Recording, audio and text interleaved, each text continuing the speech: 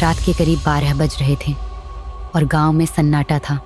अमावस्या की रात थी और आसमान में तारे भी नहीं दिख रहे थे। पूरे गांव के लोग सो रहे थे, पर राजू सो नहीं पा रहा था। वह बार बार अपनी खिड़की से बाहर देख रहा था।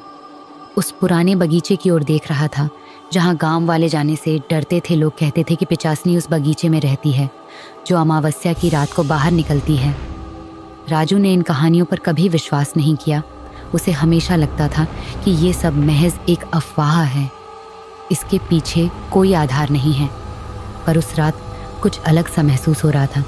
उसे ऐसा लगा जैसे कोई उसे बाहर से बुला रहा है। आखिरकार उसकी उत्सुकता उसे बगीचे की ओर खींच ले गई। वह धीरे धीरे घर से बाहर निकला और बगीचे की ओर चलने लगा। किसी तरह वह बगीचे के पास पहुंच गया। ठंडी हवा का तेज झोंका महसूस हुआ। पेड़ों के तने अजीब तरह से हिल रहे थे, मानो किसी अज्ञात शक्ति के प्रभाव में उसने हिम्मत जुटाई और बगीचे में कदम रखा।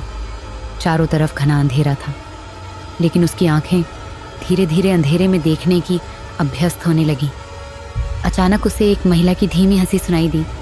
वह रुक गया और इधर उधर देखने लगा, लेकिन वहाँ कोई नहीं था। उसकी धड़कनें बढ़ गईं और वह वापस मुड़ना चाहता था, लेकिन जैसे ही उसने पीछे मुड़ने की कोशिश की, वह उसके पैर ज़मीन से चिपक गए थे और वह हिलने में असमर्थ था। तभी उसकी आंखों के सामने एक सफ़ेद परछाई दिखाई दी।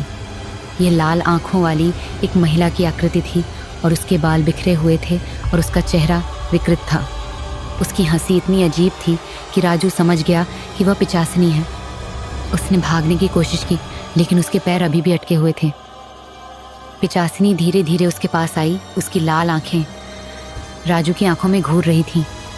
राजू कुछ भी नहीं बोल पा रहा था। उसकी आवाज़ उसके गले में अटकी हुई थी।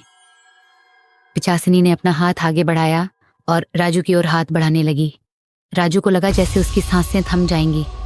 तभी गांव के मंदिर से घंटियों की आवाज़ आने लगी। वो आवाज़ इतनी तेज़ थी कि पिशाचिनी पूरी तरह से रुक गई।